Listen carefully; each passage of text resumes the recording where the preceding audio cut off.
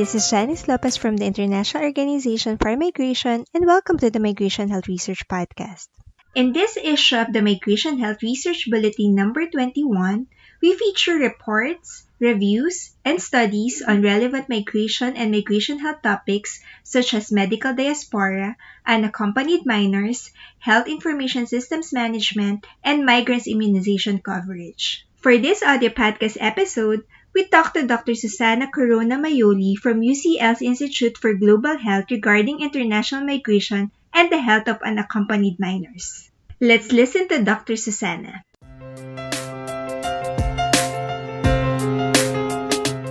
The study is a review of the available literature on all the health-relevant aspects that affect international forced migration of unaccompanied minors, who are a group of migrants under 18 years who travel without parents or legal guardians. The main goal of this study, this review, was to bring together in a concise way what is known globally about this specific group of migrants with a health-oriented focus. Unaccompanied minors are potentially more vulnerable to migration risks due to their young age and unaccompanied status, and their numbers are increasing. It is thus very important to give visibility to the health needs of this group of migrants and address these with urgency. Very interesting, Dr. Susanna. So my next question would be, can you briefly tell us the methodology of the study? We conducted a search of the available literature on different databases. For the health section, we conducted an umbrella review selecting all the reviews in the last 20 years that focused on health or mental health of unaccompanied minors as a disaggregated population, excluding reviews that were included in other reviews. We also conducted an additional search of recent articles not included in the reviews, and we complemented these searches with NGO reports, migration data portals, government website, country reports, and by consulting references and additional peer review recommendations. Kindly share with us the findings from this research, and if you want to highlight anything in particular, please feel free to do so. I think it is relevant to share three main findings. First, the fact that there is a scarcity of data specifically on unaccompanied minors, which represents a limitation of the study as well. This is partly because a lot of migration-related data is very adult-centered, but also because of difficulties in identifying unaccompanied minors. They may lose their identity documents and have their age questioned, or sometimes they may hide their underage in order to stay out of child protection, because this often would mean interrupting their migration journey and their objectives, for example, to work and send money to their families. We should also remember that unaccompanied minors represent a diverse group, and with this scarcity of data, there is even more invisibility on subgroups such as girls, minors who have disabilities, or those who identify as LGBTQ. This is worrying because it means we do not know how migration-related risks such as trafficking or hazardous child labor are impacting unaccompanied minors and subpopulations, even if we know that they are at increased risk. The second important finding relates to health outcomes.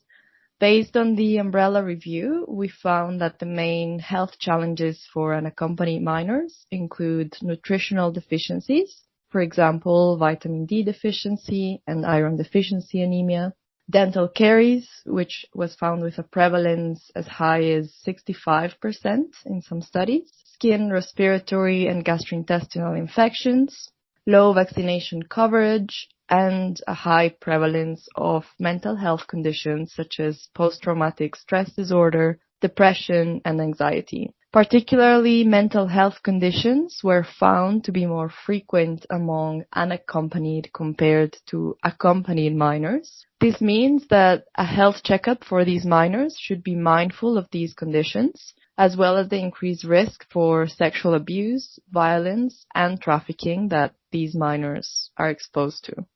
The third important finding is about the social dimension related to these health conditions.